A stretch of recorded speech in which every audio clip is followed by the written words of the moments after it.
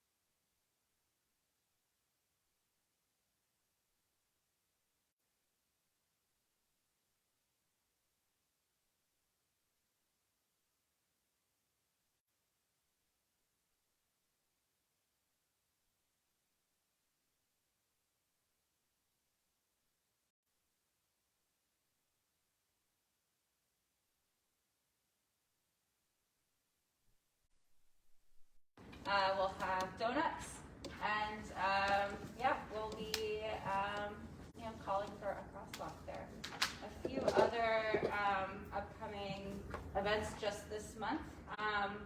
We will be testifying at the Safe Streets Act of 2023 hearing, County Council.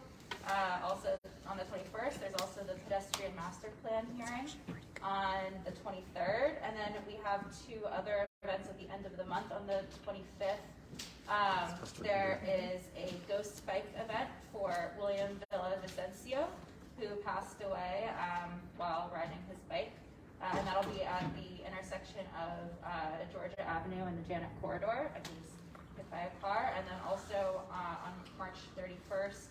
There's a ghost shoe event outside Shady Grove Hospital for Paul Shin, who was struck by a car while walking.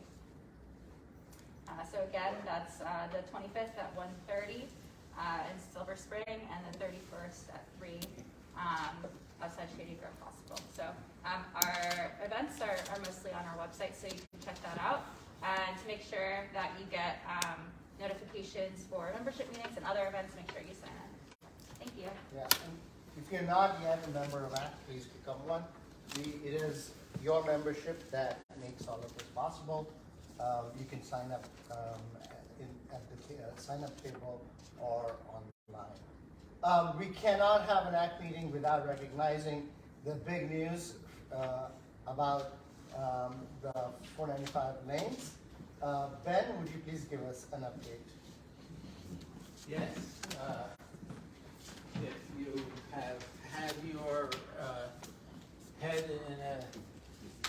in a cave for since Thursday, you might not know that Transurban, the Australian company that had the contract to build the toll lanes on 270 in the Beltway, has pulled out. They blamed it on other people, but I think the high likelihood is that they were not able to arrange financing because their existing toll lanes in Virginia are losing money hand over fist. The costs were going up, and the idea that tolls were going to pay for the cost of construction was always somewhat of a fantasy. What happens next is, well, the big thing is that, frankly, the biggest force driving this project forward is gone, both in terms of the contractual rights that they had and also the political machinations that they were involved in. The governor's office has let it be known that they want to stick with the record of decision, which authorizes them to build 2 toll lanes with variable prices in each direction over the American Legion Bridge and up to 70. But every sign, both publicly and privately, is that they have no idea yet what they're really going to do, because they have several goals that they want to accomplish, and there's no perfect solution from either a transportation point of view or from a political point of view. So no has people yet in enough places to really figure this out. They still have a Hogan political operative as the Deputy Secretary of Transportation, who hasn't been replaced yet.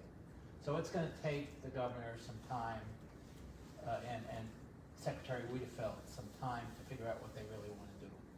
And they have made clear that whatever they're going to do, they're going to do it in close consultation with local elected officials. So this is really a tremendous victory, because even if the highway widening goes through, which would be quite bad, the greater danger was that you bring in a private company, which then distorts our transportation policy for the next 50 years. And that is not quite gone, but is most of the way gone. So it's really tremendous news that we're celebrating. I think also, please, one of the things that is noteworthy about the Transurban pulling out is that there was a contract between the state of Maryland and Transurban that if they had to, if they left the contract, if the contract ended somehow, that the state would end up owing $250 million to Transurban. And I think the most significant part of Transurban walking away is that they will not be taking that $250 million, which is, really opens up the possibilities for the new, more administration to build on how they want to build. And hopefully by May 9th, when the Lieutenant Governor is here, they should have a plan, right? All right, maybe not, but at least we will have, at least we will market it as if it. Well, they may have a plan for the good things they're gonna do. Right, so at least we'll have, we will hear that. The other thing I want to talk about with the crossing, why that is important for us, is that in the state of Maryland, when two streets meet, when two roads meet, it is legally a crosswalk. Now, they're not often marked, so it is very difficult to know when automobiles should stop and when people have, pedestrians are right away. Those things are uncertain. There's conflict at those points, but technically, when two roads meet, that is a crosswalk by law. Right? And so having a cross in, walking across Roseville at Spring is an act of protest saying, we can in fact cross here, this is allowed. All right, with that, I want to bring up front Nicholas Ramfos, who is the Director of Transport Operations Programs for the Transportation Planning Board. Everybody knows this here, of the Metropolitan Washington Council of Governments. Among the many, many things Nick does, one of the thing that he's going to talk to us about is that they do a biennial, right? Every 3 years, triennial. Every 3 years, a survey of commuting in the Washington D.C. region, and this is the 2022 survey. Nick, take it away. Thank you.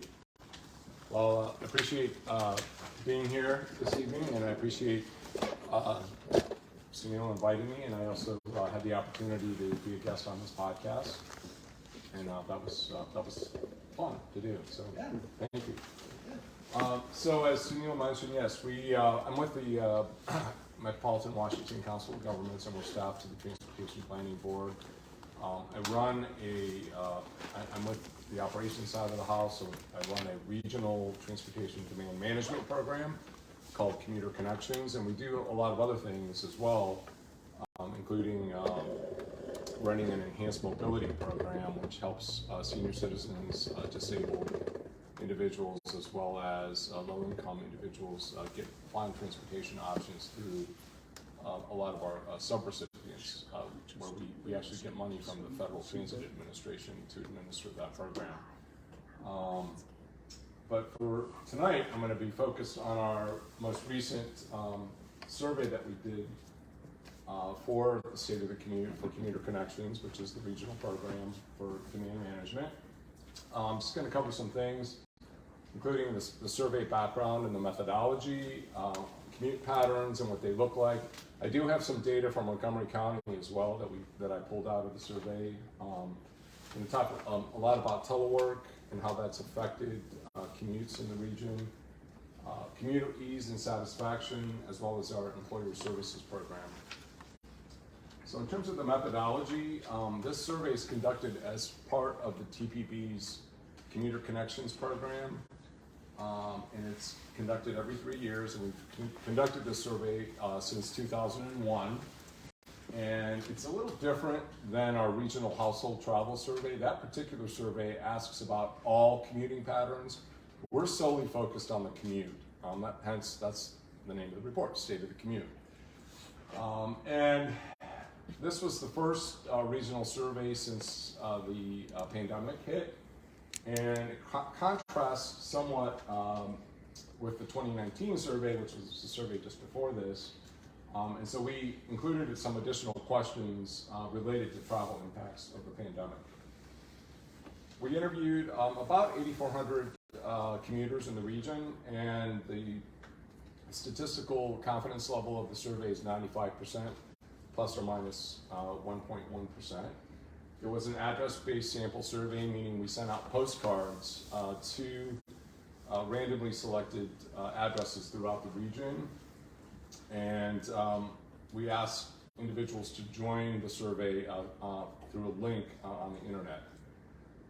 We wanted a sample plan that would have a minimum target for each of the jurisdictions, with higher targets for larger jurisdictions and jurisdictions in the center of the region. And those counts for the jurisdiction, which Montgomery County would be one of those jurisdictions, range anywhere from 511 to 970 plus respondents, and the confidence level on that is 95%, plus or minus 4.3% for the smallest sample. And we did expand the county level results to match the worker population, and we also weighted the data to adjust the sample for race, ethnicity, and age. And then we did use an outside consulting firm to administer the survey, and that included LDA Consulting, WBA Research, ESTC, and Cutter. So what were some of the topics?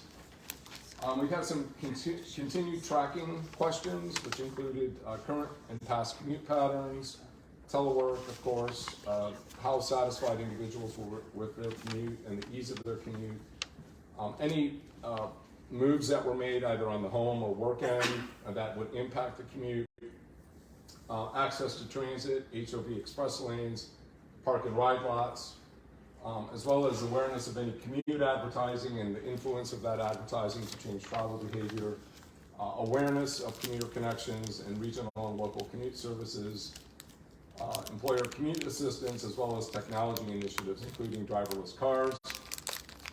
And then we did add some new questions, which included commuting before and after the pandemic, as well as how it related to telework, and then the significance of that on the commute changes, as well as the overall telework experience. Now I will tell you, there is a lot of data here, and I'm not going to cover all of it tonight because it's just exhaustive. So I'm going to really just highlight, I'm going to hone in on some of the key aspects of the survey findings. So the bottom line is the pandemic really just upended commuting in 2022 versus what we saw in 2019. And that, really meant widespread commute disruptions. There was an explosion in teleworking throughout the region. There was a lot of increased use of driving alone for commute trips to outside locations. There was steep declines in transit use across all commuter characteristics. And I'm talking about everybody. It's not just a particular group. And the commute distance was about the same. There was a little bit of a shorter commute time. And there was also a stable satisfaction of commuting, but a much higher share of workers with easier commutes. And I think a lot of that really had to do with the fact that there weren't as many vehicles and as many people out on the roads getting to and from work. There was a stable percentage of work location changes, but really a much higher percentage of individuals changing their home locations. We saw a lot of folks migrating from the inner core areas as well as the middle ring to the outer areas of the region, and even just out of the region completely. There was much lower awareness of commute advertising as well as information resources, but there was a similar access to employer commute services. Okay. I'm going to talk about commute patterns now, including the effect of the pandemic on those commutes, commute modes and trips, as well as the use of HOV and express toll lanes. So when we look at the weekly commute trips by mode, telework accounted for almost half of those weekly commute trips. And keep in mind, we asked respondents, what did you do on Monday? What did you do on Tuesday? What did you do on Wednesday, Thursday, Friday? It's a Monday through Friday commute survey. The drive alone, taxi, ride hail mode accounted for about 41% of the weekly commute trips. And 12% of the commute trips were made in alternative modes. And I grouped those modes, the mode components, so you could see the breakout in transit with Metro Rail, commuter rail. There's a breakout for carpool and vanpool, walk, bike, and then ride hail and taxi. I also took a look at this from Montgomery County, And the weekly trip distribution mirrored pretty much what we saw in the region. Telework was nearly half of the weekly trips in Montgomery County, and drive alone was 41%, and transit accounted for about 7% of the trips. So you can see it's pretty much the same as what we saw region-wide. In terms of weekly commute trips by mode, a trend, and we kind of went back and looked all the way back to the 2010 survey. Telework, the share of telework weekly commute trips was nearly 5 times the 2019 share. I mean, that's pretty explosive when you look at that. The use of other modes declined. Drive alone went from 58% to 41%. Transit went from 24% to 8%, and there were smaller drops for ride sharing and bike walk. The one thing I want to point out here, though, is that when you take telework out of the mix, driving alone actually increased as a share of the trips made to outside work locations, and there was also a dramatic drop in transit trips. When we took a look at this by home area, and there's the regional core, which is pretty much DC, Alexandria, Arlington, and then there's the inner core, which is Fairfax, Montgomery, Prince George's, and then all of the cities within those counties. And then the outer jurisdictions include Calvert, Charles, Frederick, Loudoun, and Prince William counties. The drive-alone rates were much lower for residents in the inner core area than for the middle ring and outer ring. And the proportion of driving alone was more than twice the rate of telework in both the middle and outer rings of the region, but almost the same in the core area of the region. And you can kind of see that in this chart. I'll just leave that up for a second so everyone can digest it, because it's pretty interesting. Okay, this next slide really shows the drop in transit. It lost mode share to driving alone in all subgroups: workers, non-white individuals, as well as those who have limited car access. And the core area residents used transit more in 2022 than did middle ring and outer ring residents. But transit lost mode share to driving alone in all 3 sub-areas. And this is pretty dramatic. Our jaws kind of dropped when we saw this. We knew that it had gone down, but not by this amount. It was pretty shocking. Okay, moving on. I looked at this from Montgomery County as well, and I compared it to the middle ring. And again, transit lost mode share in both the middle ring and Montgomery County from 2019 to 2022. There was a larger shift to drive alone from Montgomery County. It included probably about 18 percentage points. And for the middle ring, which was about 13 percentage points.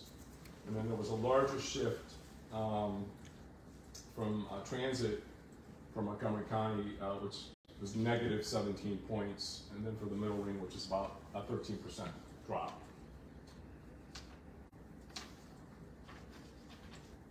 Okay, why did people stop using transit? And we asked past riders, what happened between 2019 and 2022. Obviously, the pandemic hit. And so a very large percentage of them, almost 70%, said, well, they're not going to use transit because of the pandemic.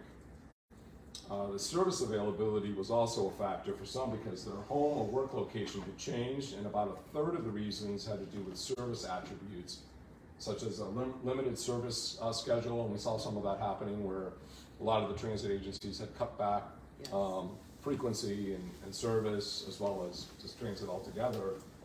And the service was taking too much time. We kind of saw some of that on Metro Rail, and it was also unreliable. I also looked at this from Montgomery County, and again, the Montgomery County residents also named the pandemic as the highest concern. It was about 66%. Again, limited service schedules. Some of that was pandemic related, and it was cited by about a quarter of the respondents. And Montgomery residents also mentioned time, reliability, and personal safety, similar, which is very similar to the region. And safety also includes infrastructure safety, just because there have been issues with some of that and some of the transit properties. All right. Now I'm going to focus on carpool formation.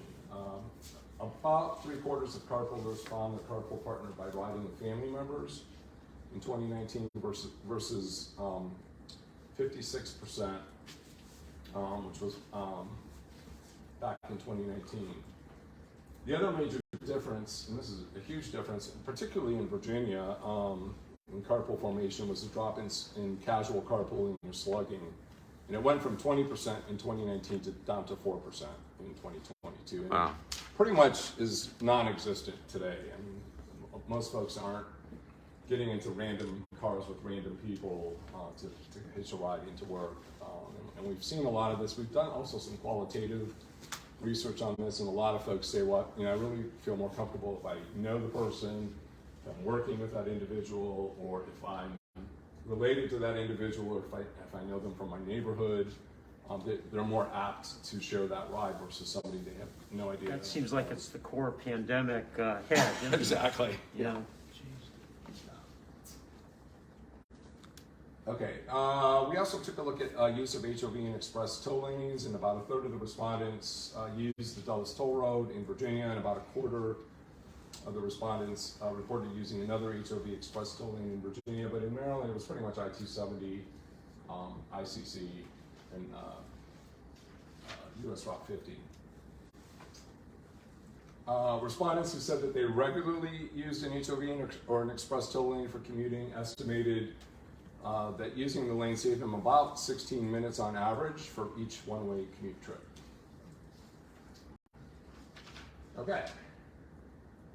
Now I'm going to focus on telecommuting and telework. I'm just going to talk a little bit about the number of teleworkers, telework frequency, the experience of telework, and what the future holds for telework. So what I did here is I looked at the region and Montgomery County at the same time. So the number of regional teleworkers doubled between 2019 and 2022. And for Montgomery County, it pretty much tracks what happened in the region. There's about 400,000 Montgomery County residents that were teleworking in 2022. But this has had a dramatic daily impact on commuting. There's been nearly about 1.5 million regional teleworking on a typical workday, which is about almost 45% of all regional workers. And this kind of just plays that out right here. Kind of jumped ahead. So you can kind of see the dramatic uptick in telework. It's been more than fivefold since 2019. Okay, I don't know why I have this. Okay, and then about 2.3 million of the region's teleworkers teleworked occasionally or regularly. And I think that high daily impact is really due in part to the number of teleworkers, and it's about 2.3 million. And these are people who said, oh yeah, I might do it, once in a while, maybe once a month, or all the way up to, every day. And so that has grown steadily. So you can see, where it was in 2010 versus where it was in 2022. Again, a very dramatic impact. We also looked at the frequency of telework, and about 95% of respondents said that they telework at least a day a week. On average, teleworkers are teleworking about 3.37 days a week. And that has tripled since 2019. Again, dramatic. Okay, in terms of the experience of telework, about 80% of those teleworkers reported being more productive and able to coordinate with coworkers. But we also found that 80% were able to coordinate with their coworkers, and 66% said they were better able to concentrate on their work, but almost half said, you know, that they're really finding it hard to unplug. It's been very difficult for them. They just kind of just keep working. So what does the future hold for teleworking? A little over 70% said that they want to telework at least 3 or more days a week. 36% said less than a day a week. Who are teleworking less than a day a week, about 1 to 4 days. So overall, 92% of current teleworkers said, hey, I want to telework at least a day a week in the future, and 71% said more than 3 days. So those that are teleworking frequently now are probably going to be most interested in frequent future teleworking. Okay, now I'm going to talk a little bit about commute ease and satisfaction by geographic area and mode, as well as what does the ease of commute look like. So in terms of satisfaction by location and time, a little over half of the respondents said, hey, I'm pretty satisfied with my commute. And that was pretty much the same as what we saw in 2019. The core area residents seem to be more satisfied than the middle ring or outer ring residents. And as travel time increased, that satisfaction dropped. So you can kind of see that in the, on the far left-hand side over here. And then we asked by mode, who's the happiest commuters? And it seems to be bicyclists and walkers. They were the most satisfied, and then the Metro Rail and bus riders were least satisfied. Commuters who carpooled or vanpooled or drove alone reported higher satisfaction in 2022 than in 2019. And as you can see, that transit pretty much took a dive in 2022. And again, I think a lot of that really had to do with reliability, safety, frequency of transit. I think that really kind of played a major role in that. Okay, in terms of commute ease, about a little over a quarter of commuters said their commute was more difficult than a year ago, but about the same amount said it was easier. And commutes got worse for transit riders, particularly bus at 42% and train at 50%. And commutes were more difficult for those that lived in the core area, about 33% in 2022. Okay, now I'm going to just talk a little bit about employer services, and these are commute services that are offered at employer sites throughout the region. And what the respondents told us about those services. So 56% of respondents said that employers offered some type of a commute service at the workplace. That availability was a little bit lower than what we saw in 2019. And then some employers may have probably paused or reduced those services because of the pandemic. Or maybe some of the employees were just less aware of these services because they were teleworking a lot of the time and they just really didn't need to avail themselves of those services. And when we're looking at these services, it includes a transit van pool subsidy, which is the most widely available and used service in the region. And the availability of most of these services were not statistically different than what we saw in 2019. So information on travel options, bicycle walk services, preferential parking for carpoolers and vanpoolers, a carpool subsidy, our guaranteed ride home program, bike sharing, car sharing. Okay. Then in terms of the use of those services, again, the transit vanpool subsidy was the most widely used service, almost 60%. And 34% used travel option information, and 19% used the carpool subsidy, and other services were probably used about 2 in 10 with access to those services. Okay. Now I'm just going to talk a little bit about parking at the work sites. Free parking increased at work sites between 2019 and 2022.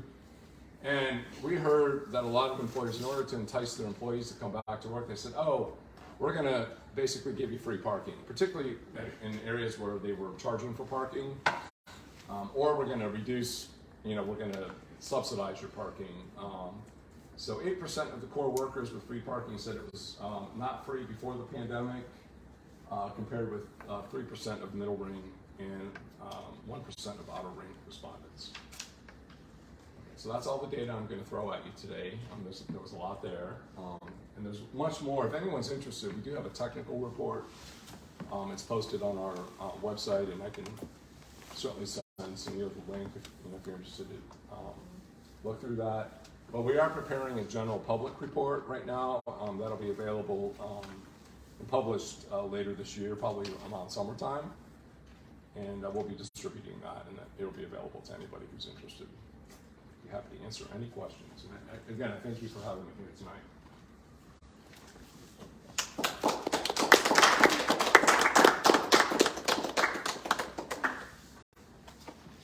Yeah.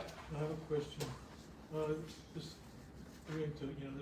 when you said workers, you included like the federal government workers that work downtown Washington and in the court down there. They're all included in this. They were, yes. Yeah, and I know some that did telework. Yeah. And they're still doing it. Yeah, and we also can slice the data by worker type. Like, so if it's a federal worker versus private sector versus nonprofit versus state and local government, we do have some charts. And I didn't present any of that tonight, but we do have that all broken out as well. So you can kind of see it. To that a little? If you... No, because I honestly don't want to give you the wrong information, Oh. but we do have it broken out. And I will say that in some cases, the federal government, they offer a lot of benefits when it comes to commute benefit programs. They're probably the most robust in terms of offering these types of services. The private sector is okay, particularly for larger employers because they really need to be competitive. And then, when it comes to nonprofits and local and state government, they're a little bit, probably, towards the tail end. But they're still offering services, but maybe not as many or as much that the federal government or large private sector employers would be offering. I think the larger issue might be their relative willingness to encourage teleworking, because if the feds are actually really pushing and enabling teleworking, then that's a different thing. It's one thing to give subsidies for commutes, etc., all of those things, but another thing to say you don't have to come in at all. Yeah, I'm not going to argue against that because that's exactly what's happening. So, yeah.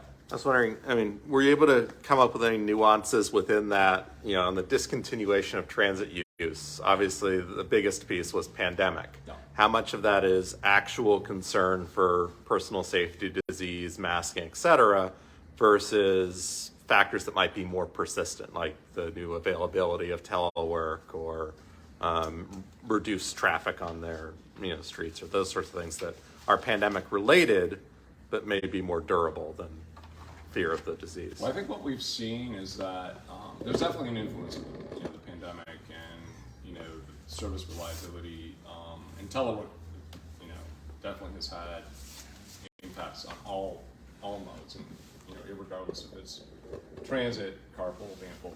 What's happening is, particularly with those workers that are hybrid workers, maybe they're coming in a couple days a week, maybe 1, 2, 3 days a week. On those days, they just find it a lot easier just to hop in their car and drive, versus doing what they were doing in the past, which was, taking the metro or getting on a bus or, taking a vanpool or any of those modes. And so right now, trying to educate folks. We're out there with a campaign trying to tell folks, even if you're coming in a couple days a week, really rethink your commute and try to use these alternative modes so that we can reduce congestion, because congestion levels are back where they were before the pandemic.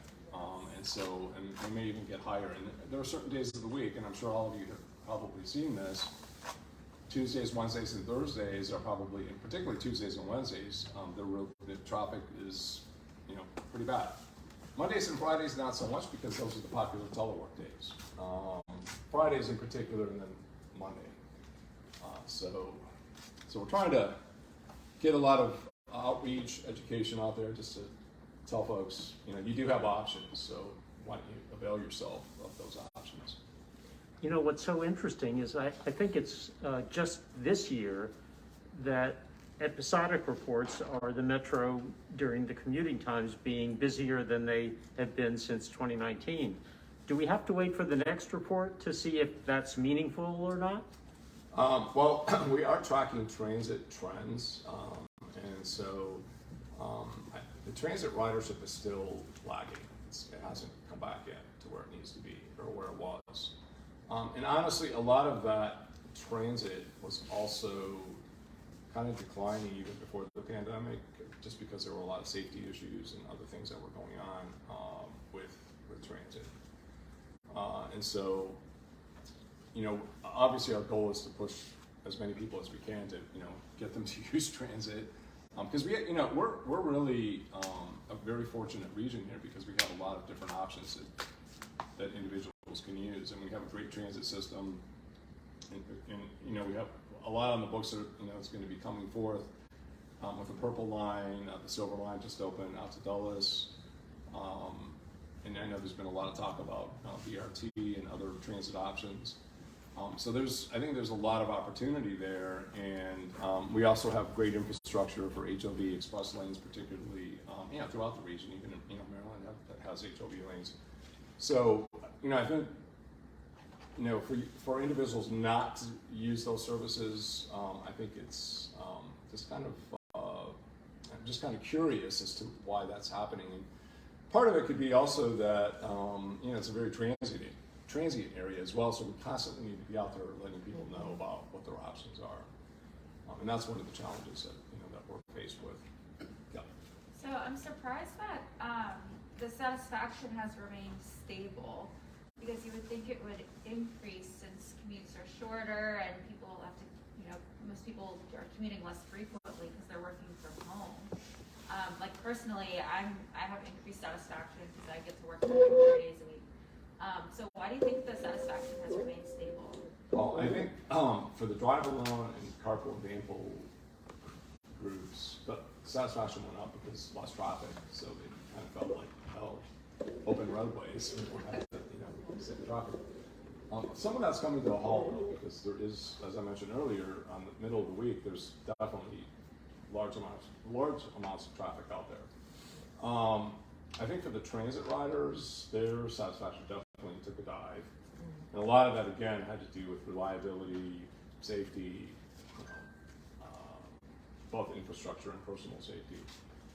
So hopefully, in frequency of trips. So hopefully some of that's going to come back as we open up. But it's interesting there too, because I always get a seat now on the Metro, and that wasn't the case before. Right. So that's another factor that increases satisfaction too. Yeah, I think just maybe the wait times and Yes. there's just been a lot of issues there. So So one remarkable highlight you said is telework, 2019 to 2022, twice, a factor of 2 times.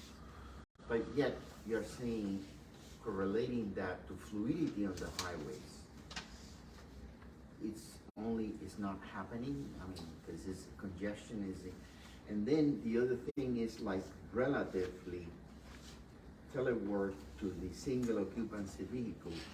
The figures you show both for Maryland as well as the core district were on the order of about 50% telework, 41% driving. yeah. So I'm trying to. But if you take say, telework out of that, this twice increase, twice speed, Yeah. I would have seen some correlation of more fluidity on the grid block, which that we keep on, the special interests keep on harping. The traffic is the grid block, and we gotta do something, and then you're putting some dramatic increases there twice, and Yeah. yet it's not making enough. Then is it because it's distributed in the middle of the week? Could you amplify on and that? that's part of it. And I think probably the timing of when we conducted the survey, which was back in January, February, March of 2022, and I think people were just starting to come back. So I think what happened was I think the infrastructure, the highway system was pretty open. I mean, it wasn't clogged, and there wasn't a lot of traffic, and you could probably, and I'm sure everybody's heard the stories about all of the high speed rates that people are traveling. There's been some, crashes and,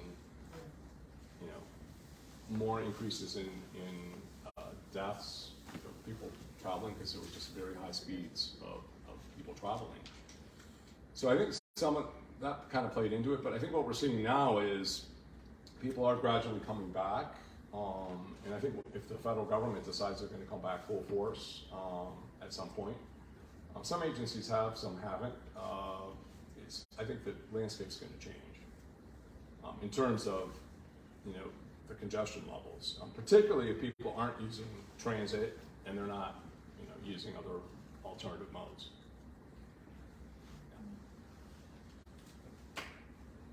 So on your satisfaction slide?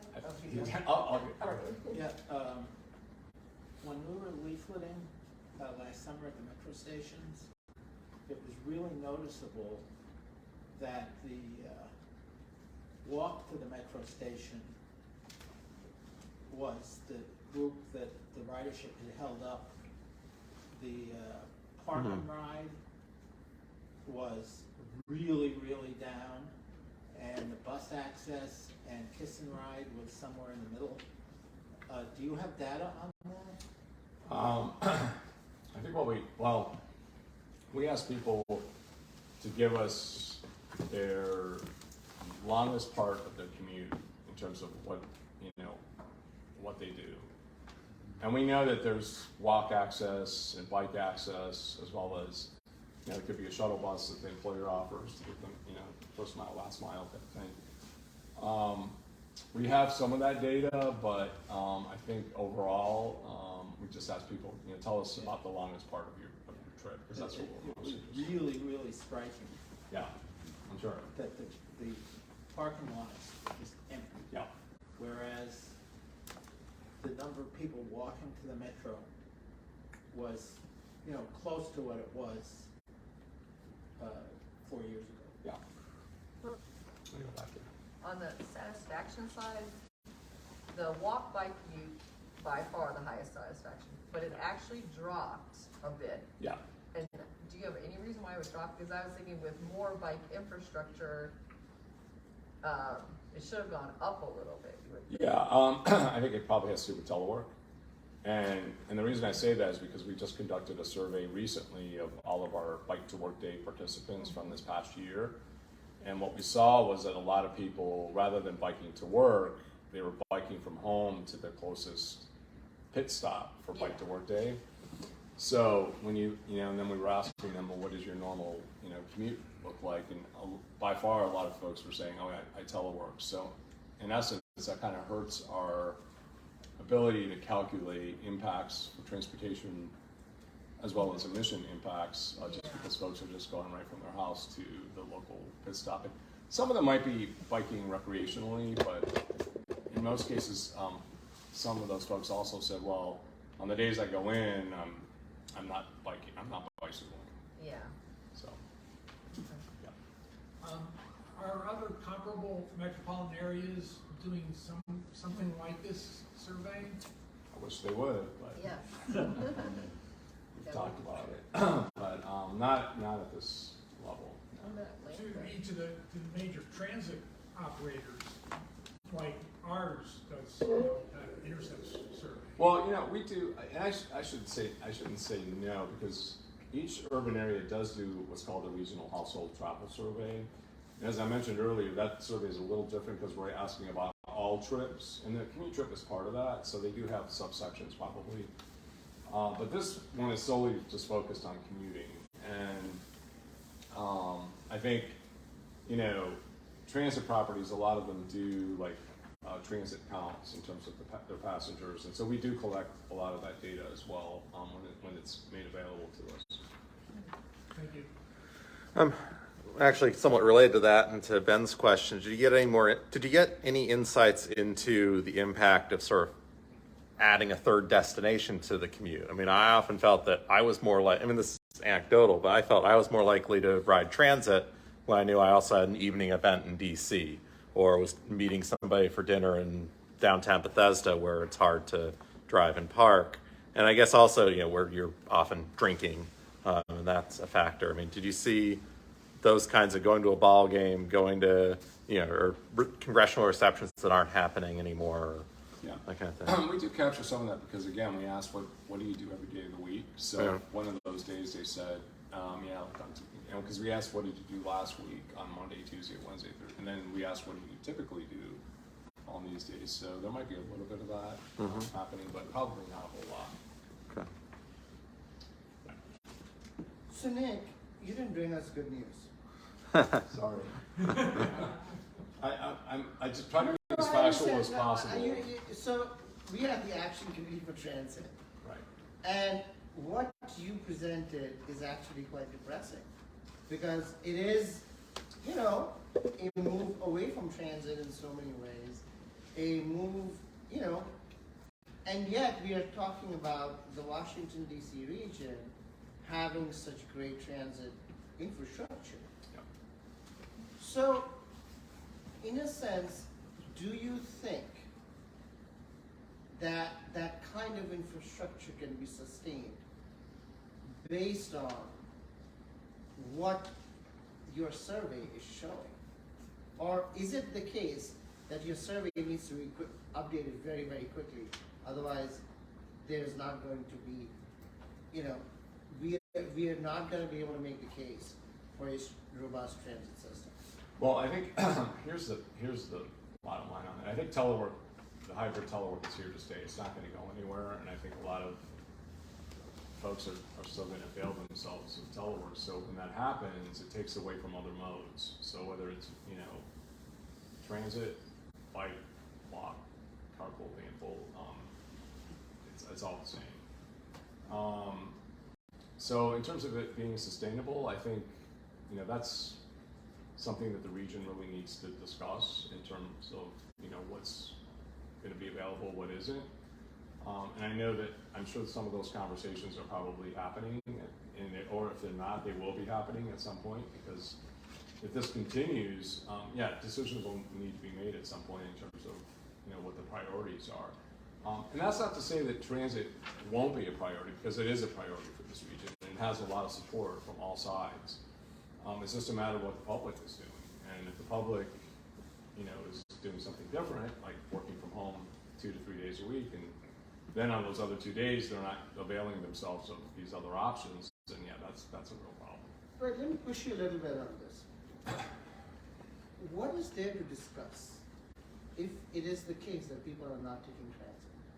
How can we build more transit? How can we support more transit if people are actually not taking it? I mean, that's the bottom line. At the end, what is that discussion that you want to see happen that says people are not taking it, but we should continue to build it? Well, I think it all comes down to time and money, and that's what really that's the driving force behind what people tell us why they don't like being stuck in traffic. So if on those days that they're coming into the office, which typically would be in the middle of the week, and they're stuck in traffic, and for somebody who's working from home 3 days a week, right? Is that what you said?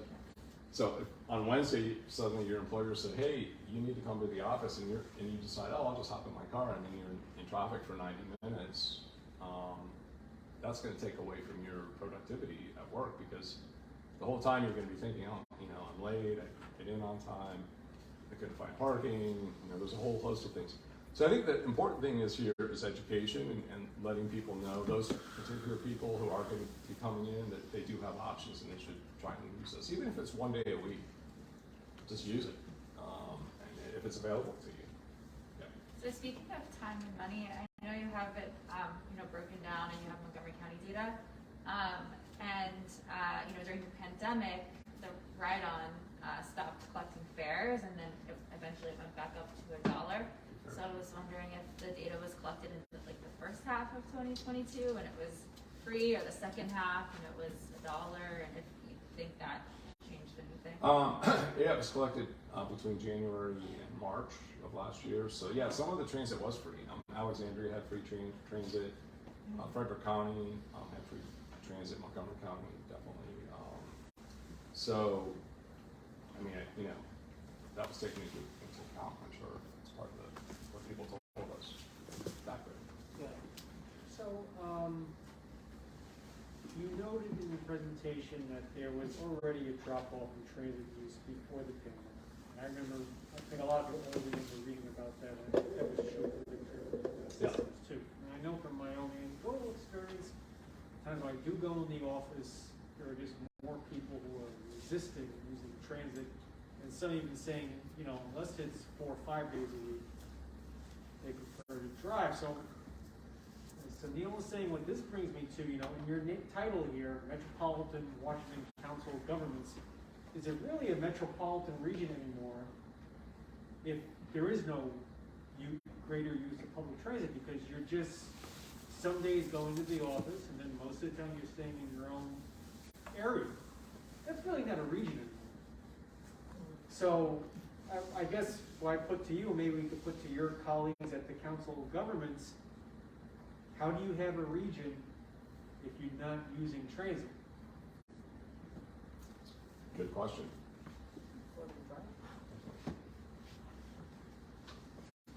That could be a discussion point. It's not a region. I mean, because you're just, I mean. Well, they're driving the whole region. Yeah, there's a Only lot of 2 days a driving week, going but- on, so there's other infrastructure that people are taking They're going advantage to the of, beach you and know, back, they're going out to dinner. bicycle trails. Well, that brings up, okay, that brings me to something that is outside the scope of your survey. What about the idea of transit that's not just going to work? Correct, yeah. The idea of Well, That's about that. and again, that could be part of the discussion. Because, So- you know, in my own anecdotal experience, yeah, plenty of people are not driving to these other, they're not Community taking center. transit to other destinations, they're still driving a lot on the weekends. Oh, yeah. Then there's people like me, that small circle of people who are using it for everything. Right, we used to Anybody have- been on the Beltway on a Saturday or Sunday? I mean, It's slow. But we used to have a light rail to all the way to Stanton, Virginia. You know, in the 30s even, right? And the beach, the train to the So you could beach. take it $2 all the way to Yeah. Stanton. Yeah. all right. Oh, did you have another one, Ben? Yeah, I just wanted to say, as far as the ray of hope that I saw in there was that for DC and Alexandria and Arlington, the transit share was only down a little. Yeah. And that's now a little over a year ago. You know, so probably by now it's close to what it was in the center area. And it's the longer commutes that have switched to cars, the suburban commutes. Yeah, some of that probably. I haven't seen recent data, but I'm sure that probably some of that is going on. Yeah. Somewhat related, I saw that the telework percentage increased more in the core, interestingly. Yeah. I'd be interested, it seems like we've built quite a bit of transit-oriented development. Instead of just core, you know, is it within the watershed of rail transit? Yeah. Because it seems like that would be interesting. I worry maybe that is being really hit by telework, even though they're close to transit. Yeah. The kinds of jobs lend themselves to telework. Some of that is. But you have to ask them that. Yeah, some Yeah. of that is happening as well. But we do have what are called activity centers that are based all across the region. These are high density areas. So that might be something that, you know, some of our planners may want to take a look at. I don't know, but it could be an option. Maybe, this is not in your survey, but just ask, is there any questions about if you worked from home, could you then use transit afterward to do Yeah. something? Yeah, and we didn't ask those kinds of questions, but yeah, because we were mainly focused on the work commute. So I would encourage, I really think you should have that question. Now, it may end up not being a lot of people, but Yeah. I would think as part of your education effort, you know, there is a role for transit even during the week if you're working from home. For example, I go Silver Spring to Bethesda a lot. I go Silver Spring to Logan Circle area fairly often. Yeah. I know I'm not the only one, especially the Silver Spring to Bethesda one, but maybe not a lot. But I think it's worth to ask, as part of the effort also, just like transit is more than just not a commuting. I mean, you know, we didn't go from horse to buggy to car. It was horse, buggy, public transit, and people use transit for all kinds of stuff. It's really more of a, past 70, 80 year, you know, in terms of historical concept, it's quite a short period of time that it's just commute. Yeah. Yeah. All right. Any other questions? Thanks, everybody. Thank Again. you. Appreciate it.